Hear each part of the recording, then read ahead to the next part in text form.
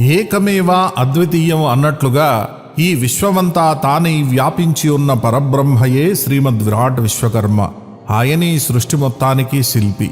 ఆయన వంశస్థులు విశ్వబ్రాహ్మణ మహనీయులెందరి చేతనో స్థాపించబడిన ఎన్నో పీఠాలు మఠాలు భారతదేశ వ్యాప్తంగా ఉన్నాయి.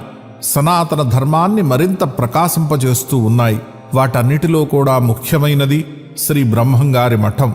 అఖిలాండకోటి బ్రహ్మాండ నాయకుడు, సాక్షాత్ శ్రీమన్నారాయణమూర్తి అవతారం, జగద్గురు శ్రీమద్ విరాట్ పోతులూరి వీరబ్రహ్మేంద్ర స్వామివారిచే స్థాపించబడిన జగద్విఖ్యాతమైన మఠము కందిమల్లాయపల్లెలో కొలువై ఉన్నది.